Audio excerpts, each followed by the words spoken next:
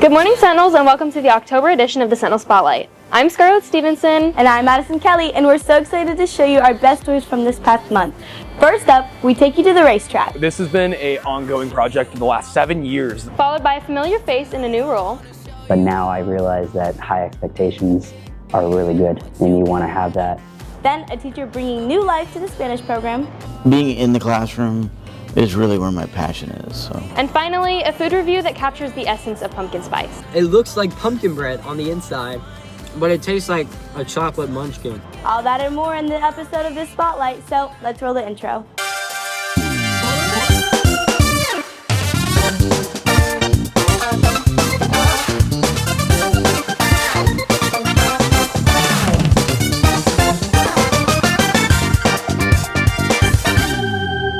Well, Addie, there's been a lot going on this past month, and that includes some new high-speed thrills. Oh really? Can you tell me more? Well, I could, but it would be a lot easier to watch Andrew's video to get the visual. For sure. Let's take a pit stop. Today I'm at the grand opening of Fast Tracks Fort Myers, the largest indoor track in all of Florida. The dream of Fast Track started 7 years ago with the vision of building not just a racetrack, but an entertainment destination. Absolutely, it has been a huge project, as we talked about. This has been an ongoing project for the last 7 years, the thought that Fast Tracks Fort Myers came to existence. So bringing this destination to Southwest Florida is truly just a remarkable feeling. It has been a long journey though, with challenges at nearly every turn. Yeah, you know, this was always the plan, was this property to build this multi-level indoor track. It ended up being the largest in the state of Florida. But there's been a lot of hurdles from staffing to construction to permitting, but we've overcome and we're here on our grand opening. And once you step inside, there's plenty to keep you here. Beyond the track, guests can enjoy a full arcade, a custom pizza oven at the in-house restaurant, a lounge space, and even a bowling alley. I'm here in the service industry. Managing Florida's largest indoor go-kart track does come with its own challenges though. So honestly, it's a dream come true for me. I've been in racing for a long time. I've worked in IndyCar along with many other things, and this is honestly such an amazing thing to be a part of. You know, we have over 40 track staff, so it's a lot of personalities, a lot of people to make sure that they're focused on safety. Now that the project has crossed the finish line, the focus is on delivering thrills to the Fort Myers community and beyond. It's about creating a destination for families, friends, and serious racers alike. Yeah, it's been an absolutely monumentous project. I mean, from all of the staff and all of the team that have really worked really long hours to get this started and open to the public. It's really a full circle moment for us in this grand opening.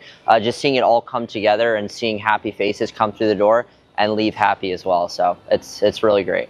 After years of countless hurdles, Fast Tracks Fort Myers is here to stay. For ECSN, this is Andrew Farrick. Whoa, now that's what I'm talking about. It's cool, right? Yeah, I should definitely check that out, and so should everybody else. I mean, they did say it was the biggest in Florida. True. Well, speaking of new, and well, I guess old things, there's a teacher making a comeback here, you could say. Yeah, he even once did our job. He sure did, so let's check out the video. And then number 3, I could talk about The blood system. Alright, today we're going to be talking about the physical performance. Once acting like a teacher, Jacob Rivera and many people who knew him before would never thought of seeing him as an actual teacher again. When I graduated from here, I thought I was going to either A, be a sports analyst or broadcaster, or I thought I would own some sort of like business. I was thoroughly surprised when he came here right after he was fresh out of college and to teach us. I'm like, are you sure you don't mean Mrs. Rivera, like his mom? And she's like, oh no, he's coming back. However, during college, Jacob came to realize just how deeply he had missed being part of this community. In time, he chose to change his path, returning to ECS as a Bible and English teacher. And so seeing the culture still here, seeing that everyone still has the same mission, at least as like the teachers and the administration, that is like a huge reason why I wanted to come back. After a long period of growth, Mr. Rivera also reshaped his perspective on teaching. Electives like video production, Mr. Stubing, he was always hard on us and always had a lot of, had really high expectations. I always required that no matter how you do anything, that I just require your best, Which at the time sometimes was frustrating or maybe sometimes difficult.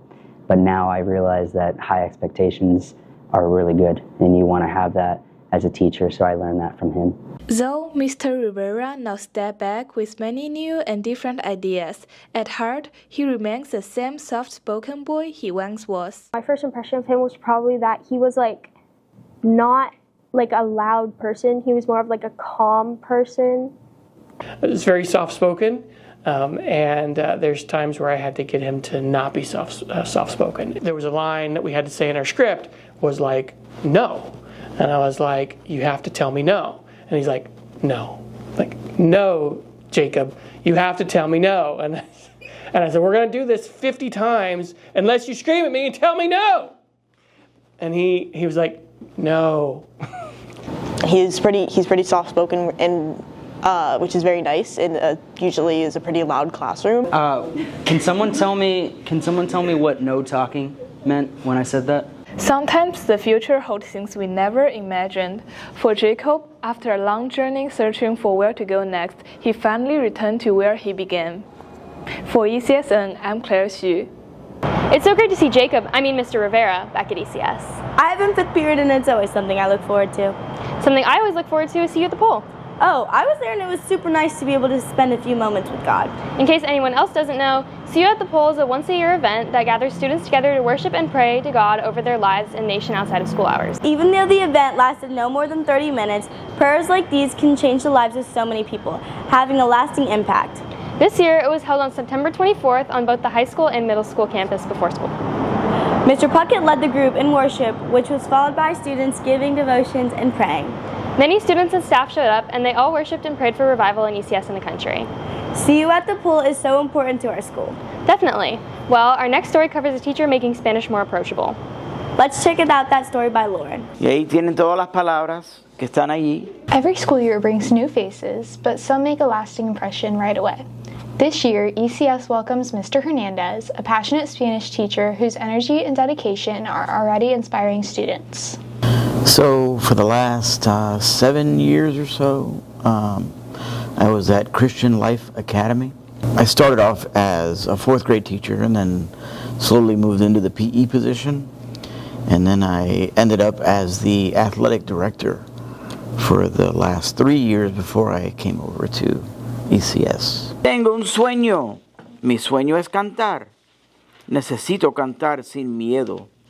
El miedo es solamente lo que impide alcanzar mi sueño.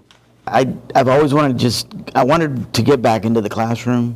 I enjoyed what I did, but this is really, being in the classroom is really where my passion is. So. Reflecting on his teaching journey, Mr. Hernandez shared, I've taught middle school Spanish before. I love high school. It's different than teaching the younger ones. On what he hopes students will gain, he said, better understanding of how to use Spanish on a daily basis if needed, right? So whether it's communicating for something that they need or being able to share an encouraging word with someone that doesn't speak English, that kind of thing. So yeah, just make it more accessible and conversational. Outside the classroom, Mr. Hernandez is also a self-taught drummer. I started playing when I was 21. I'm self-taught. I just kind of picked up a drum set and started a band. Mr. Hernandez has shared his musical talents with the ECS community, playing at chapel in the Night of Prayer and Worship in August. He shared what excites him most about teaching at ECS. Getting to know everyone, getting to know the students.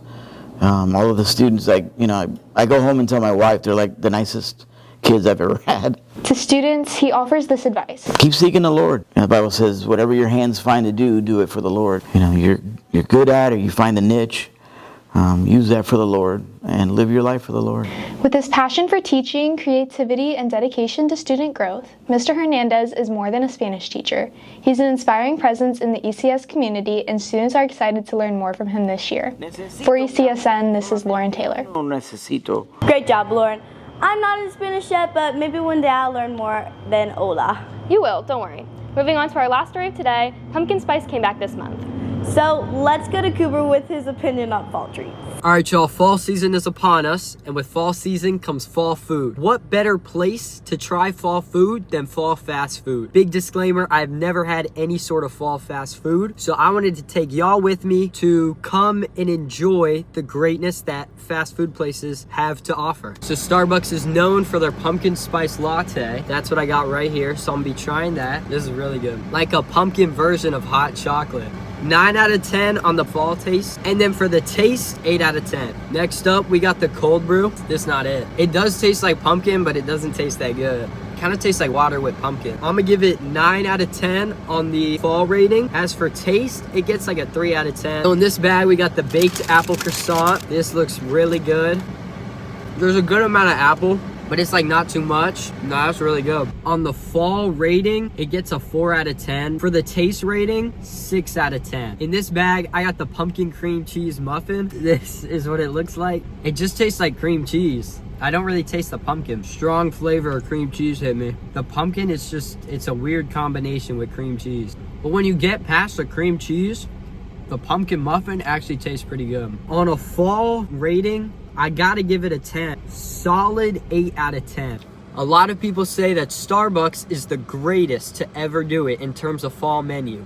But we had to go out, grab Dunkin', and see what the competition had to offer. I got this pumpkin spice latte. I got it iced. Tastes more pumpkin-y, more fall flavor. I'm getting more of that than in the Starbucks pumpkin spice latte. With that being said though, this does taste worse than the Starbucks pumpkin spice latte. I'm gonna give it a 10 out of 10 on the pumpkin fall flavors, but the only problem is it does not taste good at all. 3 out of 10. In this bag, we got pumpkin munchkin. They only really taste like chocolate munchkins. It looks like pumpkin bread on the inside, but it tastes like a chocolate munchkin. A 2 out of 10 on fall flavors. I just did not taste any of the pumpkin spice. Taste, I'm gonna give it a solid 4 out of 10. So for the last stop, I decided to go to Dairy Queen, and I picked up a nice little pumpkin pie blizzard. First bite, really good pumpkin taste. Deconstructed pumpkin pie turned into ice cream. Yeah, I would definitely get this again. If you know me, you know I like me some pie. 10 out of 10 on the fall taste. The overall flavor is another 10 out of 10. Dairy Queen had a great blizzard. Pumpkin pie, limited edition, incredible. Starbucks had that amazing warm pumpkin spice latte. And Dunkin' didn't really have anything. Wow, Cooper, I really have to disagree with your rating of the iced latte. Really? I like coffee more. And with that, we've come to the end of our show. We've had a great time bringing you the October Spotlight, and we can't wait to see you next month. Thanks for tuning in, and see you next time, Sens.